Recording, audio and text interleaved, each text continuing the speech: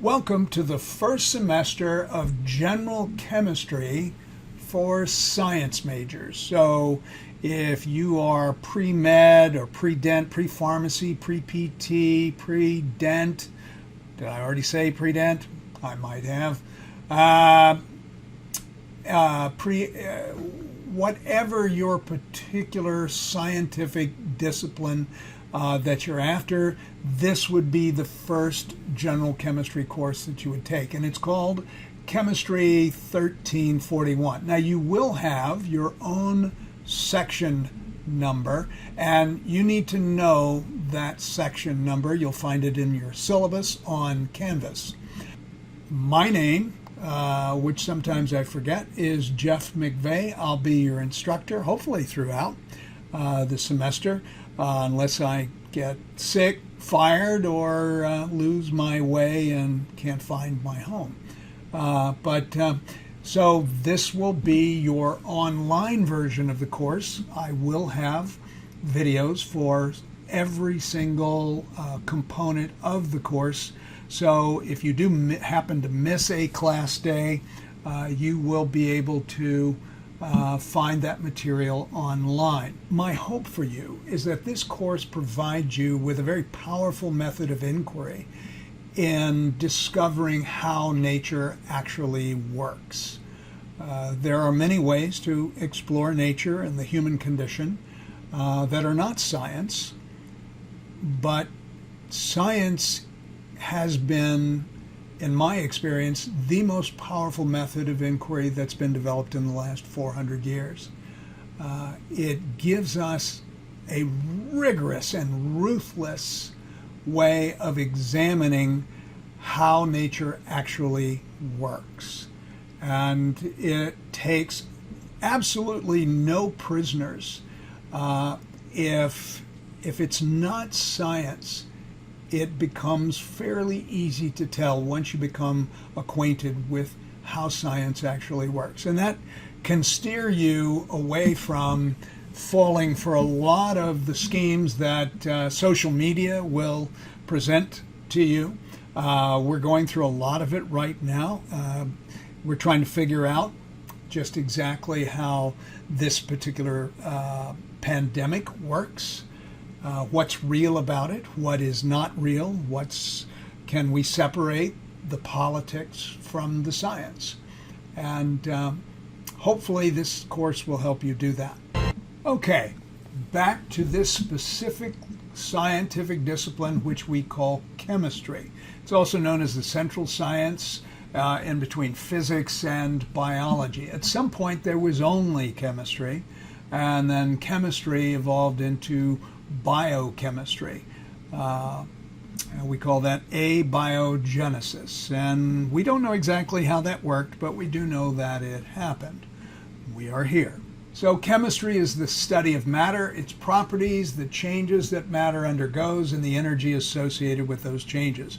There is always energy involved in any process, and in general things tend to proceed from high energy to low energy. It can go the other way, where you can add energy to process, but in general things spontaneously will go from high energy to low energy. And chemistry typically moves that, and chemistry will move that way. Energy is always associated with those changes. Matter is this physical material of the universe. It's the stuff that you are made of, that I'm made of. It makes up everything. It has this, from our perspective, which could be an illusion, it has this solidity. And we say that it occupies space and it has mass. So it takes up volume. So that's matter, guys. Occupies space and it has this property we call mass, which we have a definition from physics, which is the resistance to acceleration. And I'll try and demonstrate that. The smallest unit of matter that we'll principally be concerned with in making up a characteristic substance is called an atom. And atoms are really, really small. We use what we call a non-SI unit called an angstrom very often to talk about it. We will occasionally refer to angstroms, but an angstrom is about 10 to the minus 10 meters. So it's a really small particle. It's the smallest particle that has the characteristic properties of matters that we will ordinarily deal with in this course. So atoms are really small. This is an STM image. It's actually an old image. These are iron surface atoms on a copper plate, and they've been manipulated electrically with a little probe that ranged a corral, and there have been fancier images made where they've actually been able to take iron atoms and others and spell out things, spell out words on things like copper plates. Components of every atom. Every atom has some number of protons. Hydrogen, which is the simplest atom, it has one proton. Normal hydrogen, which we call protium, has no neutrons. A neutron provides a force, and everything's about forces and the interrelationships of forces. And the neutron exerts what we call the strong nuclear force, and it's kind of a nuclear glue that allows positive charges in protons. You know that like charges will repel each other, and protons, these positive charges, will really repel each other very, very strongly, and it takes an equivalent number of neutrons at the very least, at least in a 1-to-1 ratio, and the bigger the atom, the more protons are collected in the nucleus, the more neutrons you need to exert enough force to get those protons to stick together so that you have a stable atom. And some atoms are unstable. We call those radionuclides. But that's for another course. That's for Chem 2. Every atom has an associated number of electrons. Now here's the deal. Atoms are neutral in charge. So hydrogen has one proton in the nucleus that's in the center of the atom. It has no neutrons. Normal hydrogen, we have other types of hydrogen which are called isotopes, we can talk about later.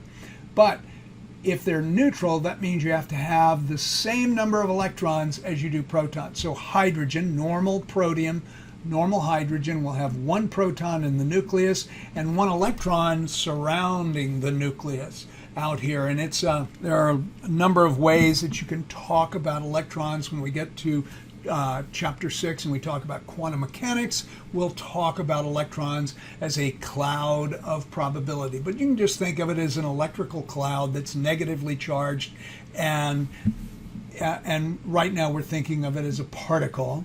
And if we think of it as a particle, for every one proton we have one electron for an atom. Okay, if we have two protons, we have two electrons. If we have three protons, we have lithium, and that means we'll have 3 electrons for a lithium atom. And you need to keep your terms very, very straight. We're talking here about atoms, and atoms are electrically neutral, which means they have the same number of protons with a positive charge as they do electrons which have a negative charge. So formation of the elements. Formation of the elements occurs in stars. Stars provide the heat and the pressure to take hydrogen atoms and to force them together into helium atoms, and then as a star runs out of its hydrogen content, it can start fusing helium. The type of atoms, the type of elements that a star can make depends on its size. The smaller the star, the simpler the elements that it can manufacture. These are the pillars of creation in the Eagle Nebula. Extraordinary features. These pillars are light years in height. We're talking about light taking years to move from one end to the other, and I think it's something like 4 or 5 light years from one end of this pillar to the other. And so it's remarkable, the scale of the universe that we inhabit. Here is our good old sun.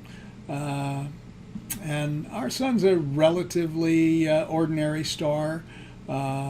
It's fusing hydrogen right now, every moment of every day that it has been a star, and it's through about half of its lifetime. If you read or if you study astronomy, you find that we may not have more than 500 million years. Or at maybe the most, because it gets hotter every year as it burns through its hydrogen fuel. Ultimately, this star is destined to be a red giant, and we will be extinguished. So here's the deal. It is in your hands to advance science to a level where the human race can actually have longer tenure in the universe. And the only way to do that is to become, at first, a 2-planet system, like Elon Musk wants to do. He's a visionary, and he wants to actually fly to Mars and die there. But the human race has to move off this planet, because this planet will not be here forever. We have this chance to have a longer tenure in the universe. So it's up to you. I'm pretty much done, but you guys, you've got your whole lives to advance that cause. Please do. Please do. This is a supernova. I think this is in Cassiopeia, and this is where big giant stars explode and make all the heavier elements. If you're wearing gold or silver anywhere on you, and all the iron that's in your blood, that iron was made somewhere in some supernova billions of years ago, before our star and our solar system was formed. It's fascinating. Enjoy. All right. Chemistry, the study of matter, its properties, the changes matter undergoes, the energy associated with those changes. Matter, the physical material of the universe, anything that occupies space and has mass. Okay, we're going to do just a little bit more and then we'll be done. So states of matter, we've got gas. It has no fixed volume or fixed shape. Now, why? Why does it have no fixed volume or fixed shape? This is something that human beings have wondered for a long time, and you're about to learn why. It conforms to the volume and the shape of its container. It's compressible. So if matter is in a gaseous state, you can actually take the molecules or atoms of that gas and you can squeeze them closer together. So that implies a particular property to matter on the atomic molecular level. We're going to talk about that. And here is the state of matter we call a liquid. It has a fixed volume, but it has no fixed shape.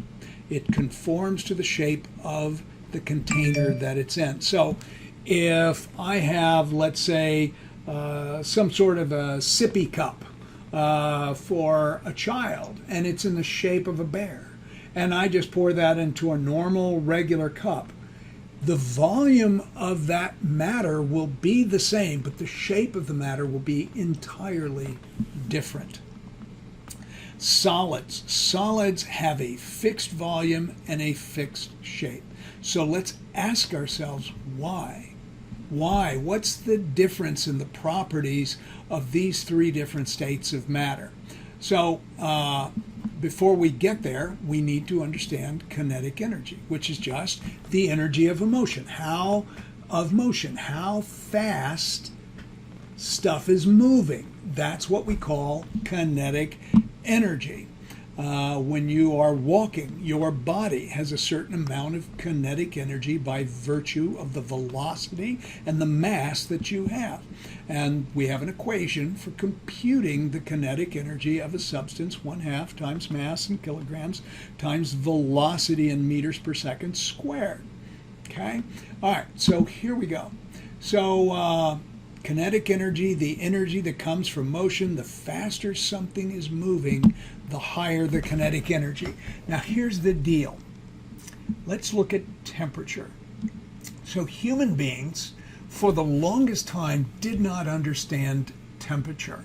There was a time when there was a theory that it was some sort of a fluid, and it was very, very mysterious. Well, we now understand with atomic theory, with our atomic molecular point of view, our particulate point of view, seeing matter in its identifiably smallest component that has consistent properties to it. So here we have a solid, and in a solid, if I've got two particles, they are attracted to each other, and there's never zero kinetic energy unless you were theoretically at 0 Kelvin, which is called absolute zero, and nothing is of which we are aware.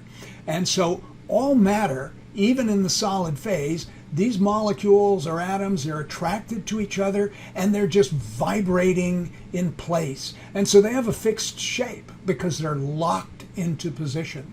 And they're just vibrating there, and they have a fixed volume.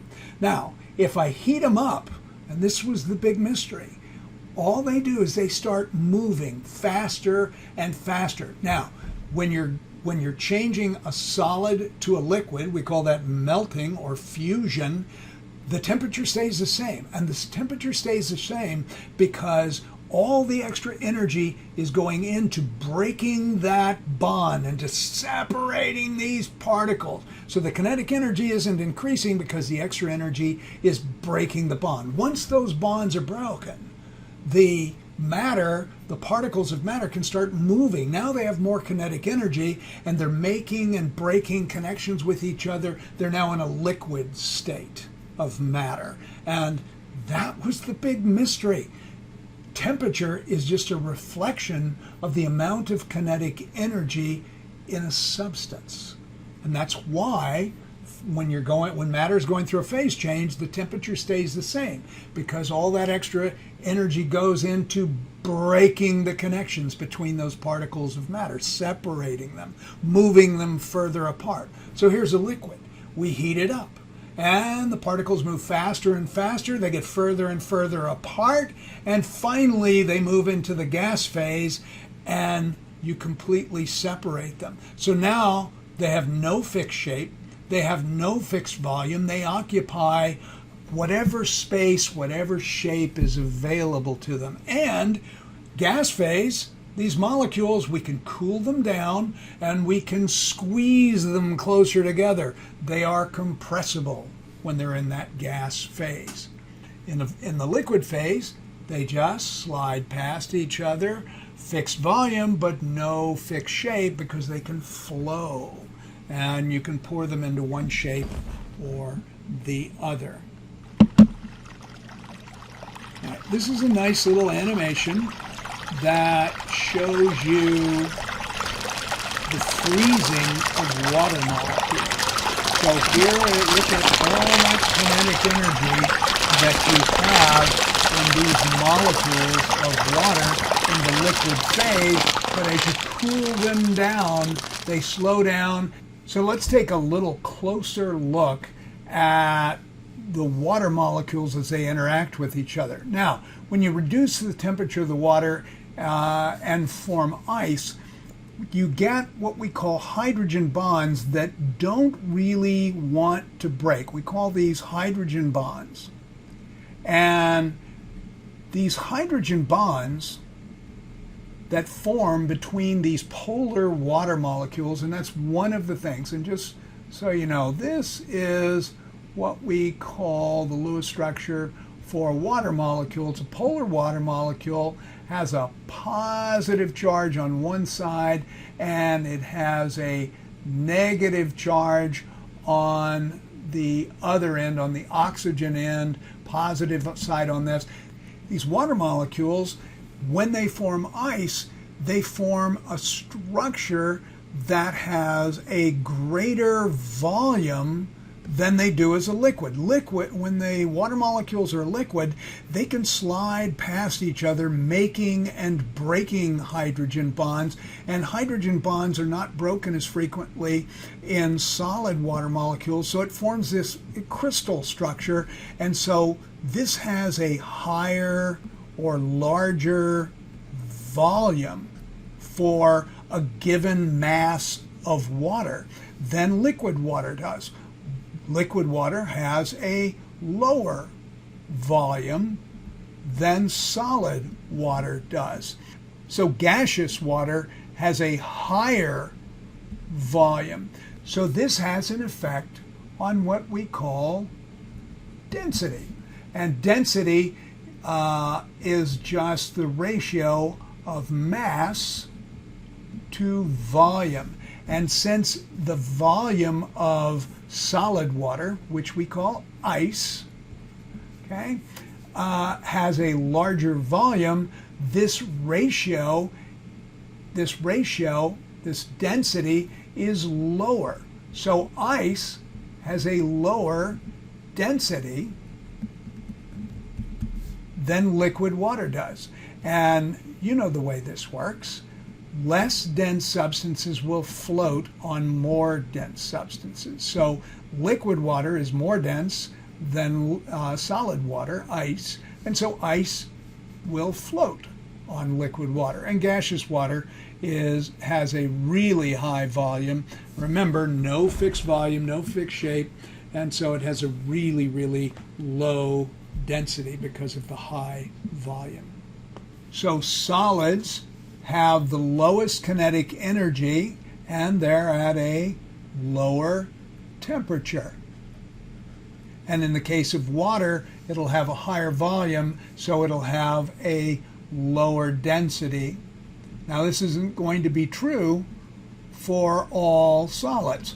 Water is fairly unique. It's not exclusively unique, but in terms of substances we're most familiar with, it is unique in having a lower density as a solid than it does as a liquid. And then liquid water has a higher kinetic energy. That is, the molecules of water are moving faster in the liquids, and it has a higher density, which is why the ice floats, and it has a higher temperature. So it has a higher temp than does a solid. And then gases will have more kinetic energy. They really are kinetic energy monsters, and they have exceedingly high kinetic energy, and they're at higher temperatures than their liquid and solid counterparts, higher temps, and they have a really low density because the molecules are so far apart.